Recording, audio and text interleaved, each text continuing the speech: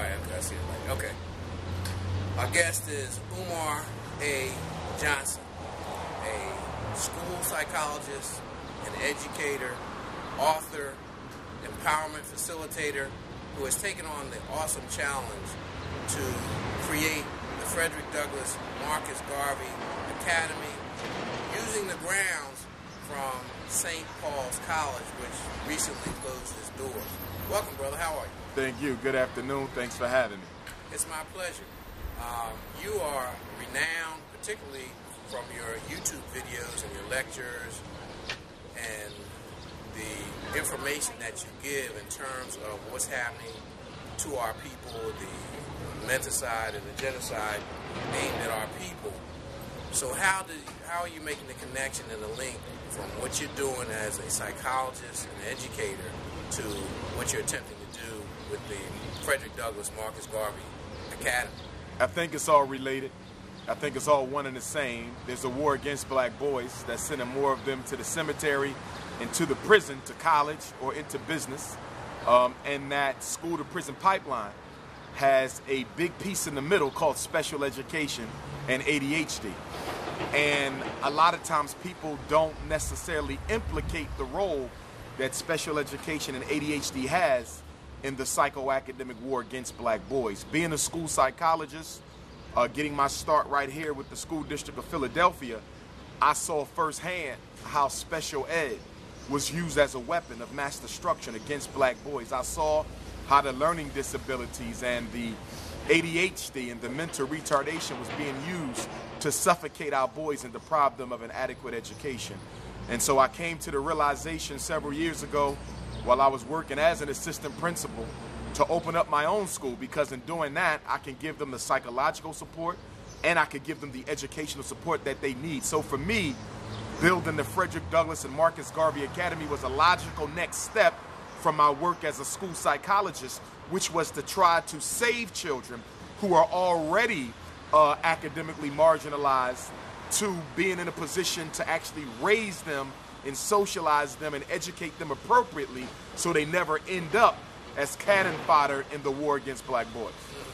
So what was the significance of choosing St. Paul's? There are a lot of places you could have gone, a lot of facilities that probably may have opened their doors to you, but what's the imperative for you to use St. Paul? St. Paul's, a lot of it had to do with availability, location, feasibility, and costs. For example, Morris Brown College was just sold to the city of Atlanta for about $14 million.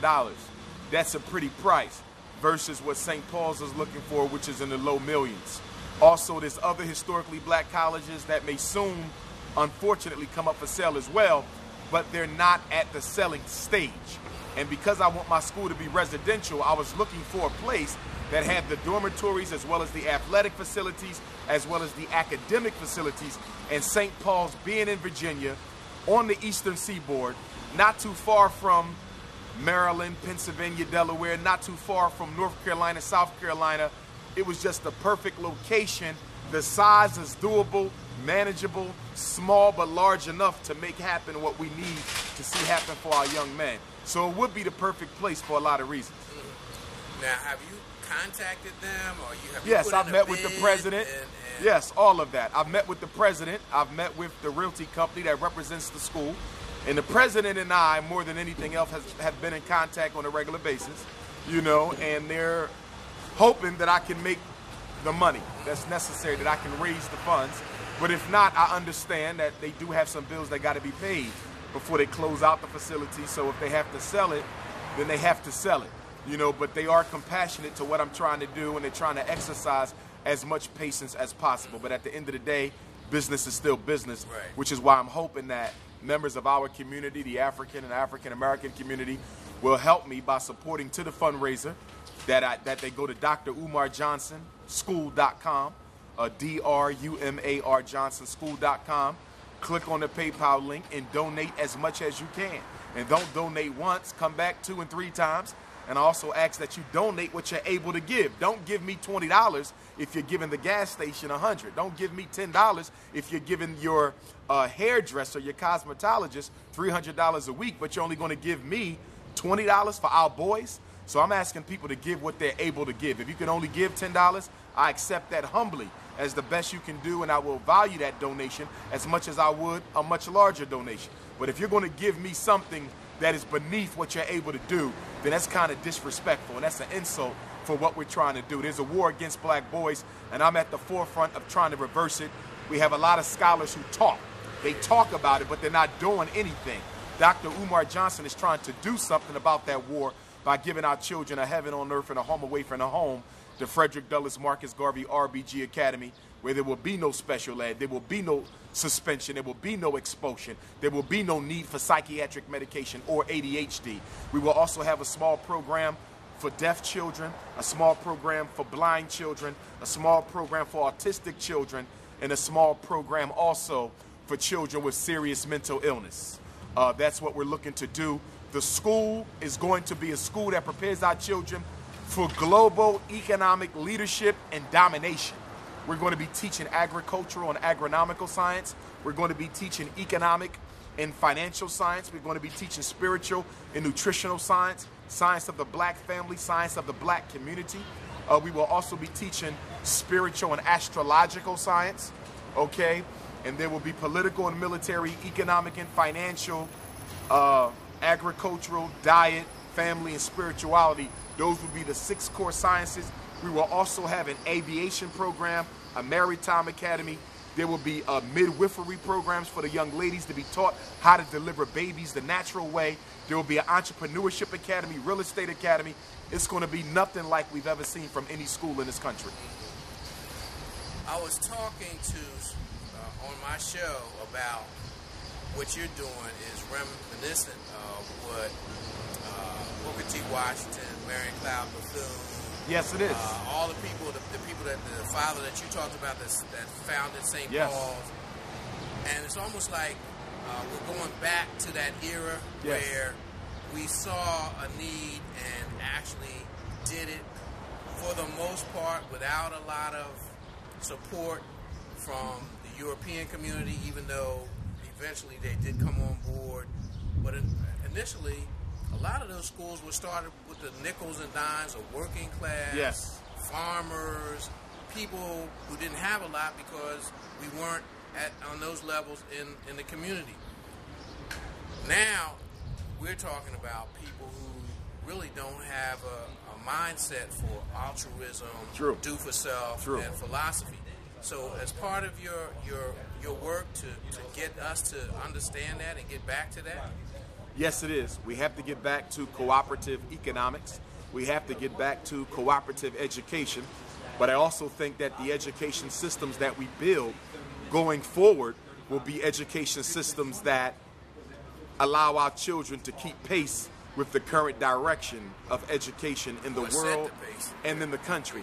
So, for example, right now, too many black parents are forced to choose between sending their child to a defunct, underfunded, and disconnected public school, or send them to a charter school system, or send them to an African-centered school system where you might get culture, but you might not get effective academics. So I don't think it's fair that black parents have to choose between learning and culture.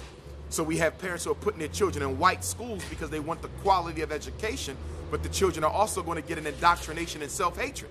On the other side, you can put them in an Afrocentric charter school where they learn about culture, but where the education may not necessarily be what it needs to be. We need a system where they get the culture at a 100% optimal level and the academics at a 100% optimal level. Our parents should not have to sacrifice culture for learning and learning for culture, because education is a part of African culture. So you shouldn't have to choose between them. You should be able to bring them together.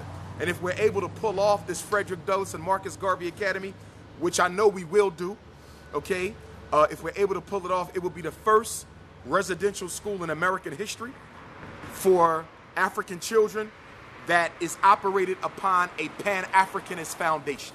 And it'll be the first school ever named for both the Honorable Frederick Douglass and the Honorable Marcus Messiah Garvey. So it will definitely be the first of its kind. I know your primary objective is the raising funds, the acquiring the property, but have you given, obviously you have, but have you articulated the type of staff that you want to? Yes, indeed. Yes, indeed. Well, first of all, with private school certification, you're not required to have a public school cert. It's a different system, which helps you. You'll be operating on, obviously you'll be operating in Virginia. Yes, it'll be under Virginia Department of Education, right, if that's where we end up, which is where I hope we're going to end up. So I got to look at that code, which I've been looking at to see. But private schools are pretty much the same around the country. I've studied them basically, and it's a separate system. Basically, you're given a lot more freedom to do what you need to do because you're not bringing in public money. Okay, when you bring in public money, now you obligate yourself to laws and requirements that private schools don't have to worry about. You don't have to take none of the state tests or any of that. A private school is like a private institution. Now, as far as the staff, they will need to be, what I want to say, they need to be qualified, but they don't necessarily have to be credentialed based on European framework. You see, I'm looking for the best teachers. And being a school psychologist, having been a school administrator, I know that some of the best teachers are not the certified teachers. Okay, I know people who can teach better than anybody with a doctorate degree and a public school teaching cert. But they will have to pass the interview. They will have to demonstrate that they can do the job that we need them to do. And right now we're expecting and we're receiving resumes and cover letters from everyone who's interested in working at the school.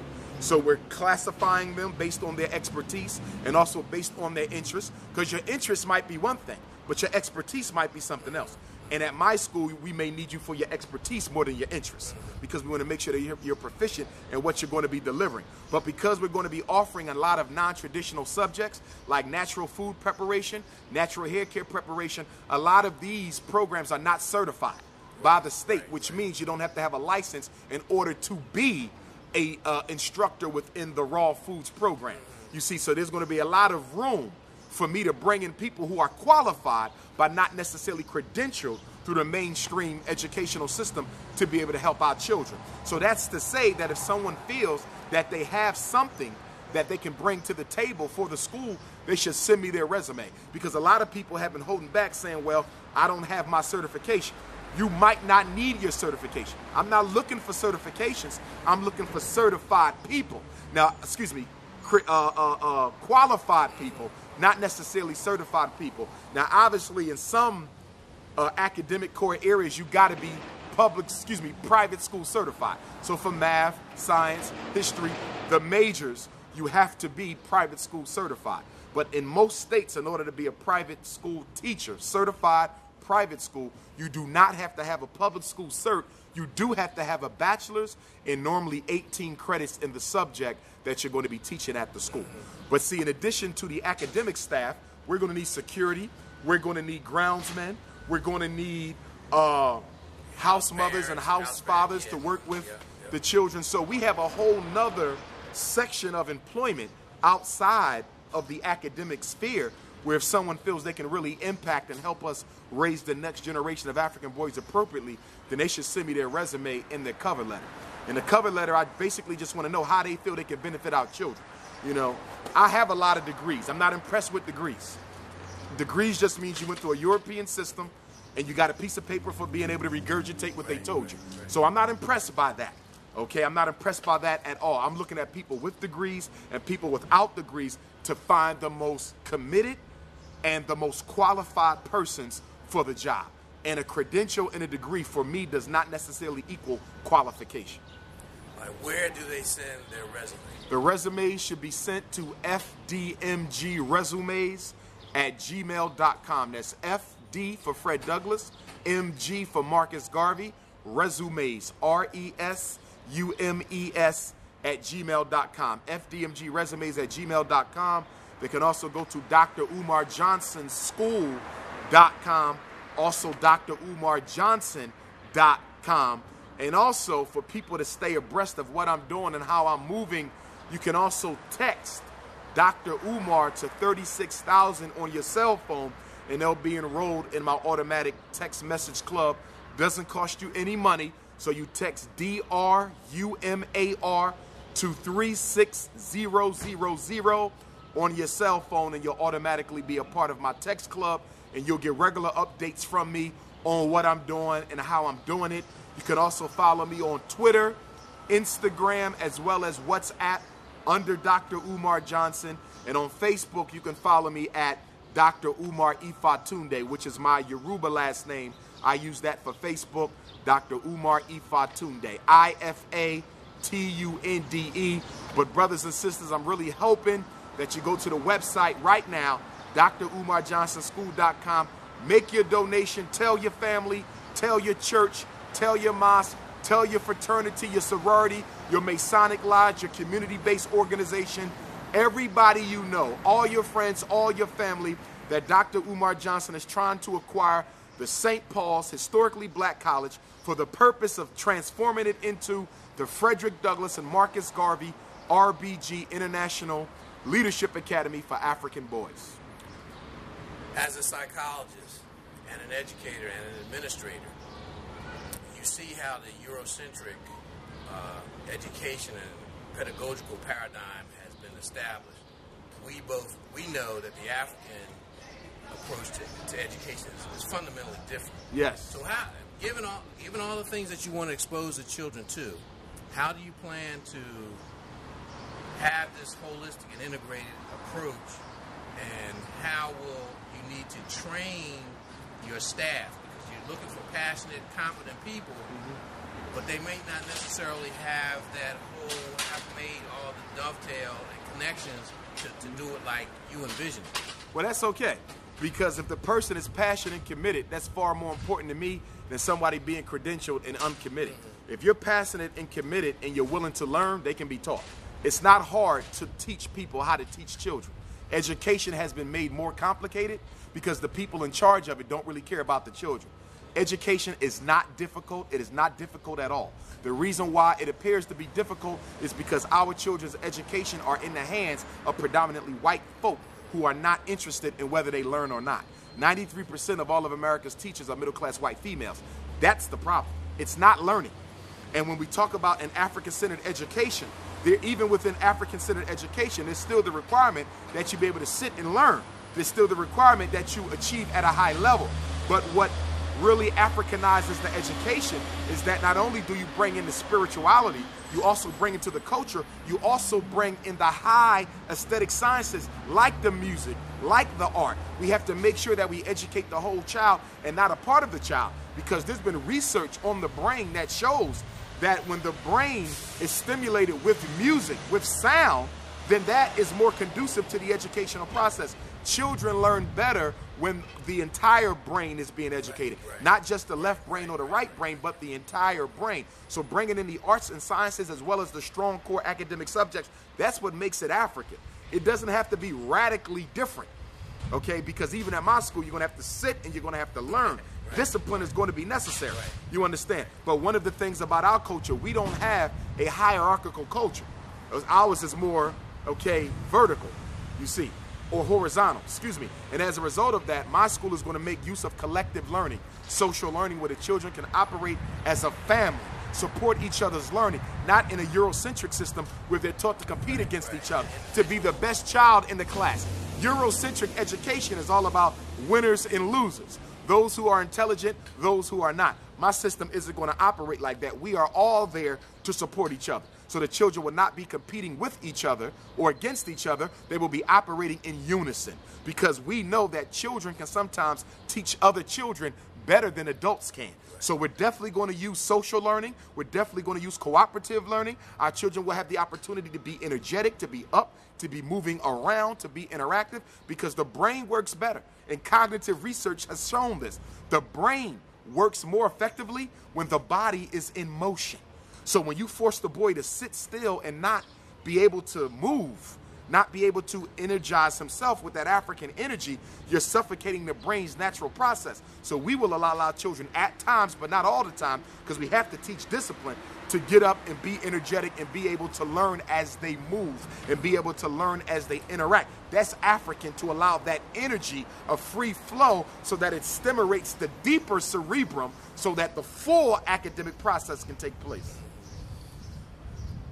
The fact that it's a residential and there's going to be a cost factor, have you figured out what range the tuition and board will be? Not at present. We're working on that. That's something that cannot be determined until the monies have been raised to acquire the school. Everything is going to be based around that fundraiser. So no tuition prices will be given out at this point. In the long-term scheme of things, we would like the school to be totally free. I would hope that we get enough sponsorship and enough business operating at the college, because we also want to have businesses there. The school ultimately needs to be self-funding, you see. So we need to have businesses there. Everything, we need a restaurant there. We need a hotel there. We need a farm there, so we have money that's coming into the school and not just us expecting everyone to fund the school. I don't want that type of operation. I ultimately want the school to be able to fund itself, you see. But I do hope to one day have a situation where it's a totally free tuition, where the school can operate basically by a lottery system, where any African child can be entered into the lottery and randomly selected for admission into the school. And the reason for that is a lot of children who are going to need the school, their parents either can't afford it or can afford it, but don't see it as a priority, and as such will choose not to finance their child's education even if they can't afford it. So I don't want our children being deprived of the education they're going to get at my school, which is going to be second to none because a parent didn't see it as necessary. The synchronistic whole brain learning model that you're going to use, have you seen it anywhere in this country? It operates all over the world with melanated people, you know. I think there's some folks who make use of that. I've seen some schools where, you know, they're making use of it. You know, but the one thing that I would emphasize again is we don't have to make education as complicated as we're often told it is. See, the reason we're told education is so difficult is because there's a lot of money to be made off education. So you got a million companies out there saying that if you want to teach them, you got to do it this way so they can sell books and sell products. Education is not difficult. You can teach a child to read in 2 weeks. You can teach a child how to do advanced math in a month. Education is not difficult. So for me, I'm not going to give the false illusion that it's this very deep, complicated thing in order for African children to learn. Not at all, okay? Education is very, very direct. It is systematic, it is scientific, but it is direct, and it is easily digestible. What makes a child able to learn? 3 things: rigor, relationships, and relevance. Those are the 3 things. Not complicated scientific approaches to pedagogy. That doesn't work. They need to have a relationship with the people who are teaching. They need to know that the people care. The instruction needs to be relevant, you see, and then they need to be held to the highest potential of their ability. That is what makes an excellent school, not all that other stuff. I've seen people remix things, make it more complicated. This is the type of curriculum you got to have. That's a bunch of nonsense. Curriculum doesn't mean nothing if you ain't got the personnel to deliver it. In therapy, I'm a therapist. I can be the best therapist in the world, but if the treatment plan is garbage, I will not help the client. It's the same thing in education. You can have the best curriculum, but if you do not have the best teachers, it won't matter, you see? And if you have the best teachers with the worst curriculum, there's going to be an issue there as well. So you got to make sure the teachers are effective as well as the curriculum. I keep hearing people talk about curriculum. Personnel drives curriculum. Curriculum don't drive personnel. If I have to choose between good teachers and a good curriculum, I'm taking the good teachers. Because if the curriculum is not good, they will revolutionize it to make it what it needs to be. The personnel is what's the most important thing in the school, not all the other stuff. Eurocentric education, Western education is, you know, cookie cutter, one size fits all. We know that people are different, they learn differently, they're different styles of learning.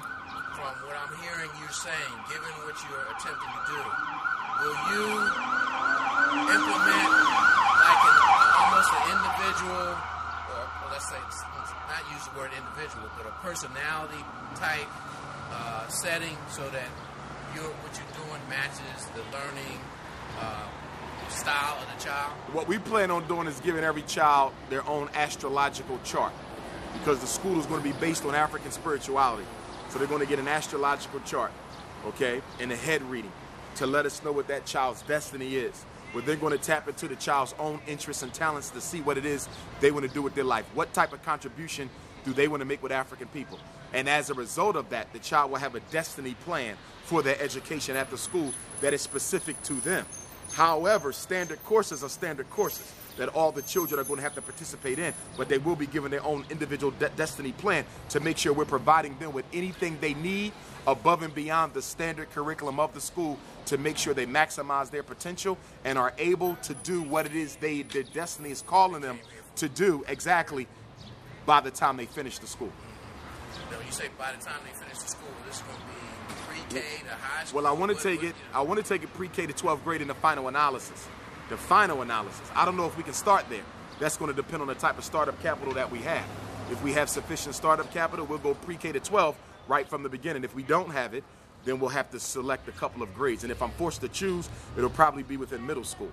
If I have to start with only 3 or 4 grades, it'll be somewhere between 3rd and 7th, and then stretching out a grade down and a grade up every year. So if you start with 4th through 7th, then next year, 3rd through 8th, 2nd through 9th, 1st through 10th, kindergarten through 11th, and then pre-K through 12th. So that's what we're looking to do. The president and the bondholders and the lien holders of the school are attempting to work out a liquidation plan. Mm-hmm. Have you considered what you would do if you couldn't get the whole campus or just part of it? Right. Well, let me clarify what's going on. They're not liquidating the 135 acres of the campus. They've sold the 300 acres of the farmland, and they've sold the daycare center at the front. That's it. The 135 acres of the college is still there and has not been touched and won't be touched for a couple of months. I'm in communication with the president, so I know what's going on as it goes on. So the school is still there, and they're just hoping that I can come up with the funding so they can transfer it to me as opposed to somebody else who's going to turn it into something other than education. They want to keep the school in the hands of someone who's going to stay true to the purpose of the founder. Okay, James Solomon Russell. He bought that land with the intention of using it to educate African children, to make sure they are equipped to be successful in the world. So they're partial to people who are interested in that type of a agenda with the campus. I have that. From what I understand, not all of the other potential buyers have that. You see, so they're trying to give me some time. Not much time, but they're trying to give me some time to come up with the money. But the campus, the 135 acres is there, hasn't been touched. Give us where people can send the resumes and also where people can send contributions. Contributions can be made by PayPal on the school's website, drumarjohnsonschool.com. They can also mail in the contribution if you prefer, and you want to make your check or money order payable to FD MG Academy, FD MG Academy. And you want to mail it in care of myself, Dr. Umar Johnson, to P.O. Box 6872, Philadelphia, Pennsylvania 19132. Again, that's P.O. Box 6872, Philadelphia, Pennsylvania 19132. Make it payable to FDMG Academy. Send it in care of Dr. Umar Johnson.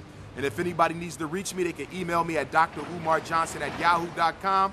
You can also reach me on my own personal cell telephone, and that is area code 215-989-9858.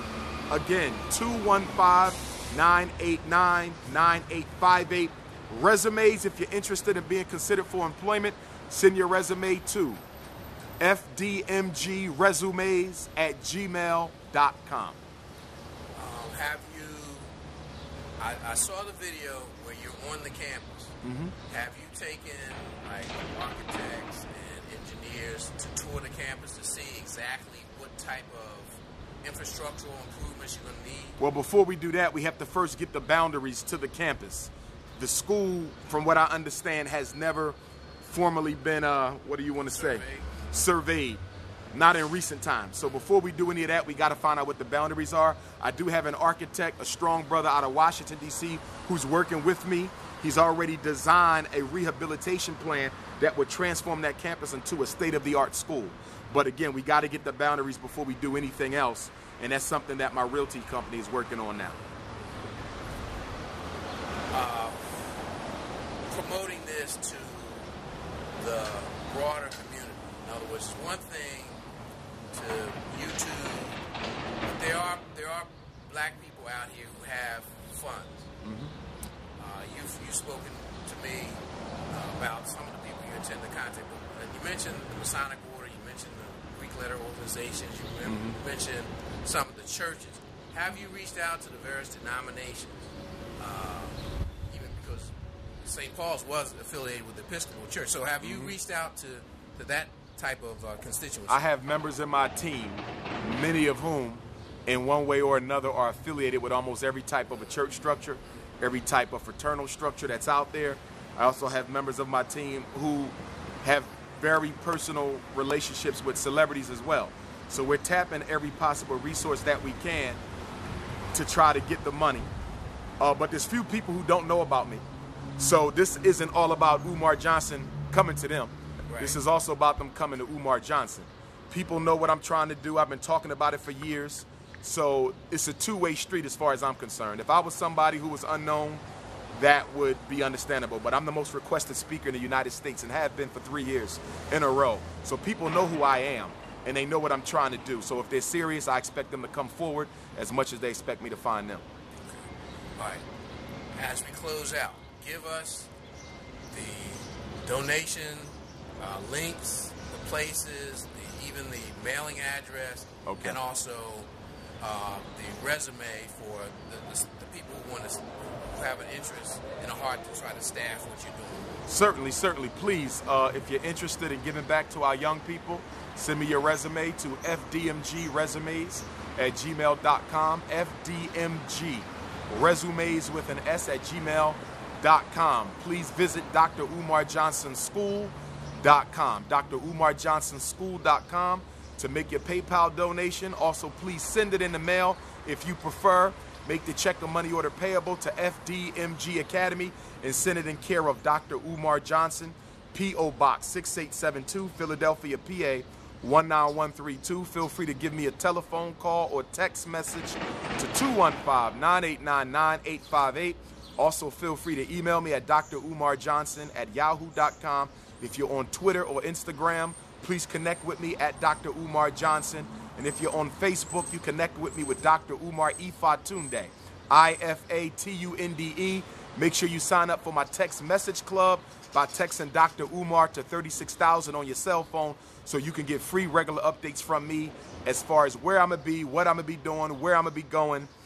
This weekend, I'll be up in Ohio, Central State University, which is a black college. Looking forward to being in Ohio first time. That's the resting place of Martin Delany, one of the grandfathers of Pan-Africanism. Sunday will be in Cincinnati, the Asili Museum. Looking forward to coming back.